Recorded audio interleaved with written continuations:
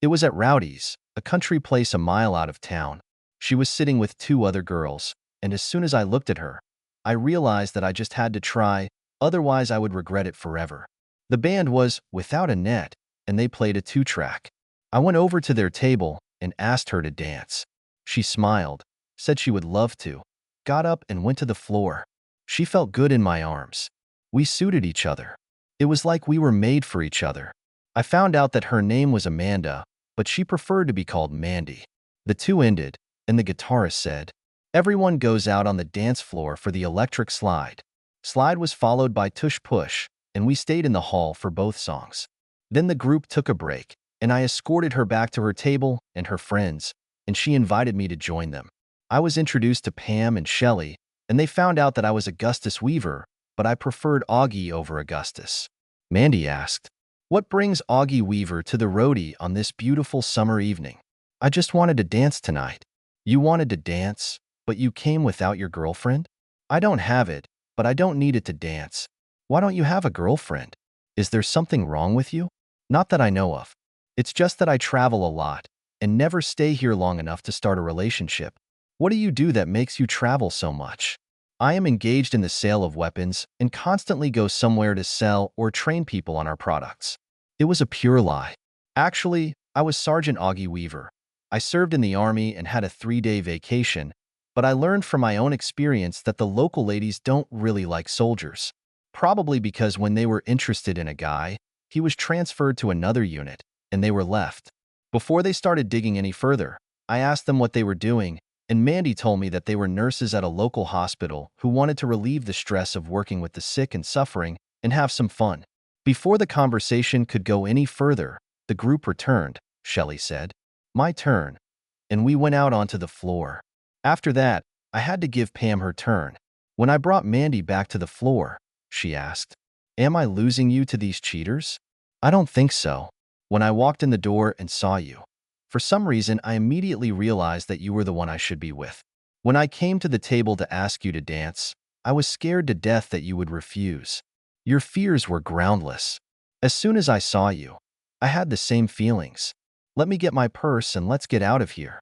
When she got outside, she said, "There's a motel across the street. It's not easy for me at all, but I feel like I should lock you in there right now." I felt the same way, so I took her hand, crossed the street, and rented a room.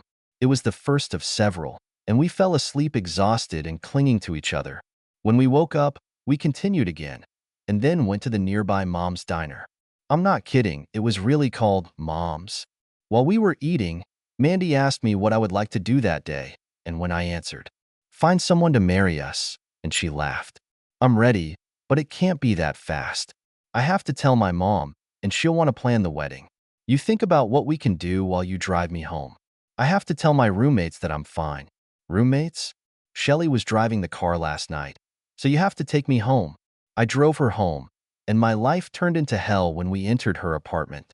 Shelley and Pam were in uniform, with gold second lieutenant bars on their collars. As I said, it was a surprise, and not a very good one. I looked at Mandy and said, "I thought that when you said that you were nurses at the local hospital, you meant the district hospital. For our service, an official hospital is a local hospital. Give me a minute to change, and then we can go."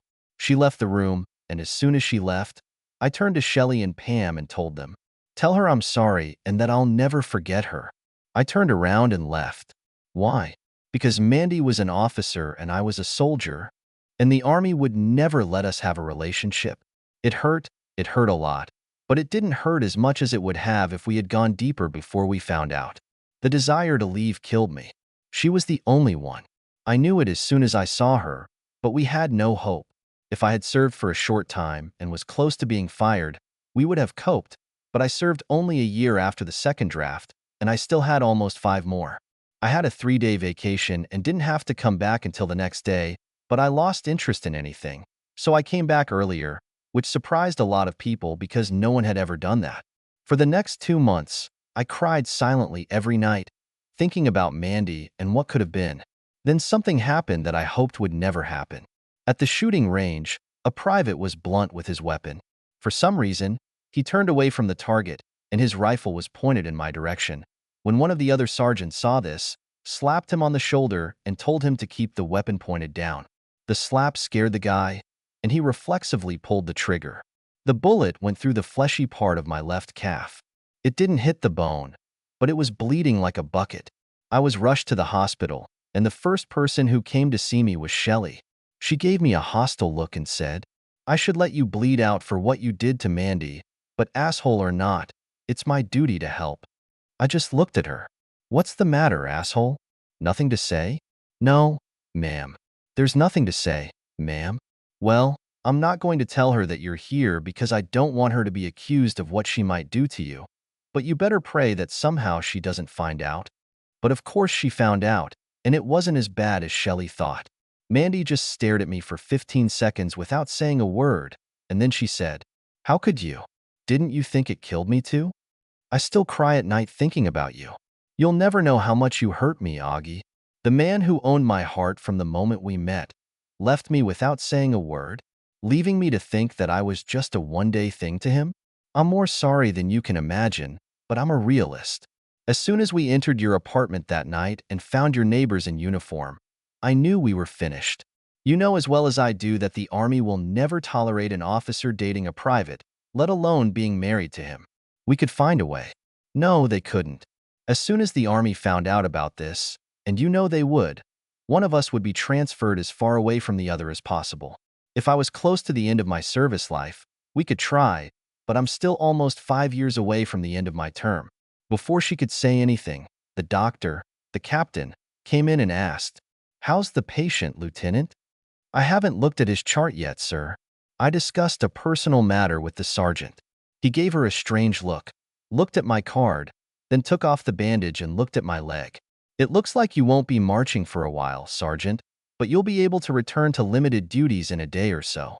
He turned to Mandy, told her to dress the wound, and then wanted to see her in his office. "Yes, sir." She silently applied the bandage and, when she was done, looked at me for a long time and then said, "We'll talk about this later," and left the room. But we didn't talk about it later. At least not in the hospital. 45 minutes after leaving, the doctor returned and immediately began. "This place isn't that big, so there's no way to get a loan.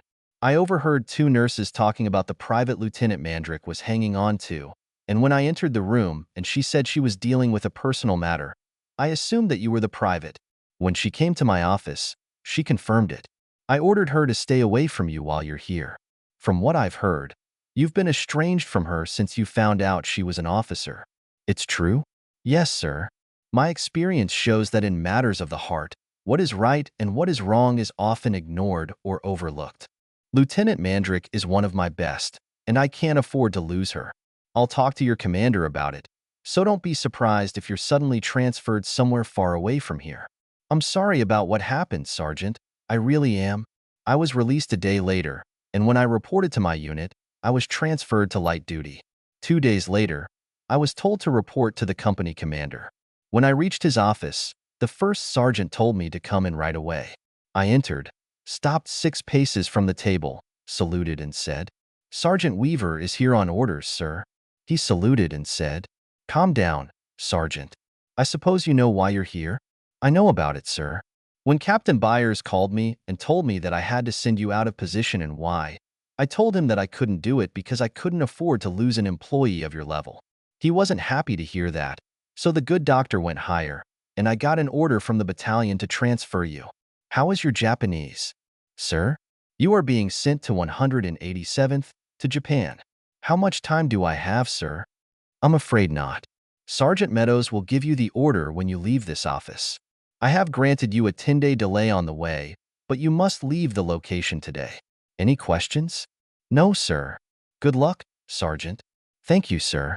You're free." I came to my senses, saluted, made a face, and left the office. The first sergeant handed me the order and said, "I'm sorry you're leaving, Augie." "Sorry to leave, Tom. It's not my choice. I was kicked out of here just because I met a woman who was meant for me." I left the location by 6 o'clock and was furious. What the hell right did the Army have to punish me for falling in love? And I didn't kid myself that it wasn't a punishment. When I arrived at my next unit, I had no doubt that my new commander would think, "What kind of freak is this Weaver?" since he was kicked out of the unit and sent to me. I'll have to be on my guard. By the time I picked up my car from the place where I had to park it, I called the number I had for Mandy, and Pam answered. It's Augie, Pam. Is Mandy busy? In a couple of seconds. Augie. Yes, baby. I have just received an order to transfer me to Japan. Dr. Byers wants me to be as far away from you as possible. My orders give me a 10-day delay on the way, and I'd like to spend that time with you if possible. Are you sure? I don't want to get you into trouble. I'll take whatever trouble they want to give me if I can spend time with you. At Roadie's in half an hour? I'll see you there. I went to the Bit of E motel because they had weekly prices, rented a room, and then put on my civilian clothes. I was waiting for Mandy when she arrived at the Roadie, and she threw herself into my arms. We had a drink, and then went to the motel. We made love and talked, talked and made love and talked for 8 days, and then I got on a bus heading to Fort Lewis, Washington. On the bus, I thought about our conversations. We were both realists. She couldn't resign for another 2 years, and I could only retire from my term of service, which was a little less than 5 years away, by doing something that would lead to retirement to the reserve on less honorable terms, and I wouldn't do it. In the end, we decided that we would endure and get together whenever possible. As a conscript soldier, the Army didn't give a damn about what I wanted, but as an officer, Mandy could request appointments and sometimes even get them. We decided that as soon as I found out where I would serve, I would inform her about it, and she would try to get an appointment somewhere closer to me. We had a hard road ahead of us, and we knew it, but under the circumstances, that was all we had. When I arrived at Fort Lewis, I was told that it would be 17 days before the next ship sailed for Japan. Since I was a temporary rather than permanent staff, I managed to get a pass almost every night, and I informed Mandy about it. She arranged to take a vacation and spent 10 of those 17 days with me. 2 days after her departure, I found myself on the USNS Marine Lynx, which was heading to Japan. The ship docked in Sasebo, and from there I was transported to the U.S. Army Base Camp Chickamauga in Beppo, Japan, where I was assigned to the 187th Airborne Infantry Regiment as part of the American Occupation Forces. After settling in, I texted Mandy, told her where I was, and, fingers crossed, prayed that she would get transferred to the U.S. Army Hospital in Tokyo. My fears about the consequences of punishment turned out to be groundless.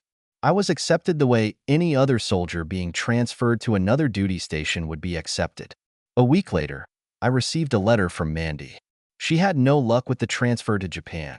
On June 25, 1950, North Korea invaded South Korea, and Harry Truman decided to intervene. The Army landed in Busan and began advancing north. The 187th Regiment, which was part of the 187th Airborne Regimental Combat Team, was put on alert, and we waited to be sent to Korea.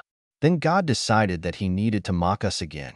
I received a letter from Mandy saying that she had finally secured a transfer to the 8167th Army Hospital in Tokyo, and we would be together again soon. The next day, we were transferred to Kimpo Airfield in Korea.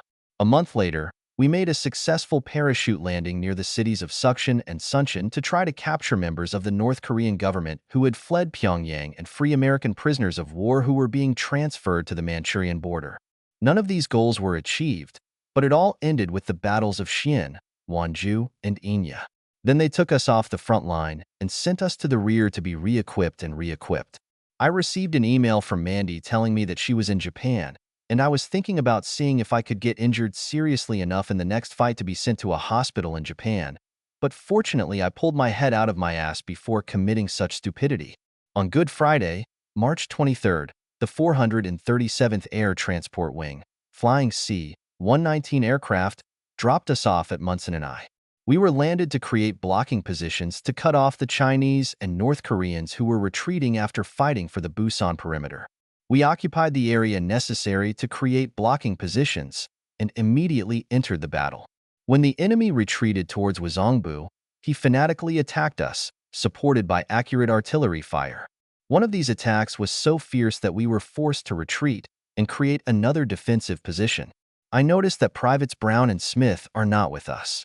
I looked back and saw them on the ground, obviously wounded, about 50 yards from our position.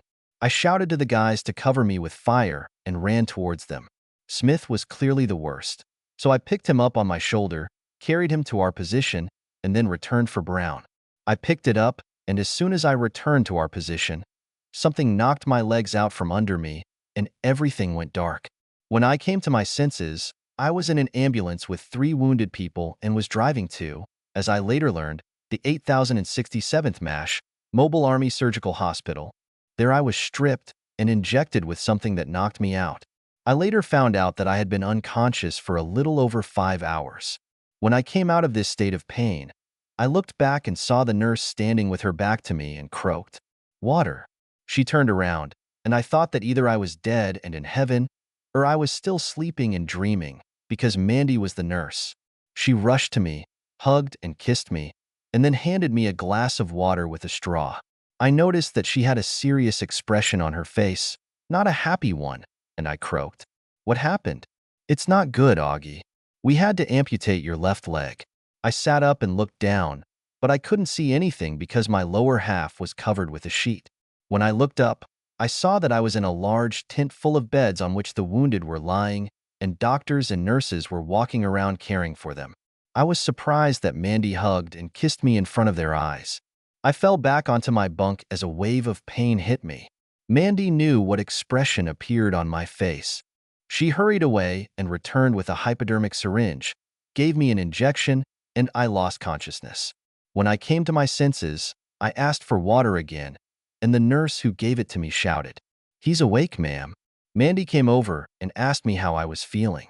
"Pain in my left leg, and my left foot itches like crazy." "You don't have a left leg, Augie. I've already told you that. What you're feeling is called phantom limb pain. You're going to need time to get through this. The bad news, at least for me, is that you're being evacuated to a hospital in Japan." She saw the question on my face and said, "That's bad news, because I'm finally with you, and they're going to take you away from me. It's just not fair. Look at it this way, the love of my life. The Army doesn't need an infantryman with one leg, so I'll get a medical exemption. Soon I will become a civilian, and nothing will separate us. If, of course, you can be happy with a man who has only one leg." She grabbed me, hugged me, kissed me, and cried on my shoulder.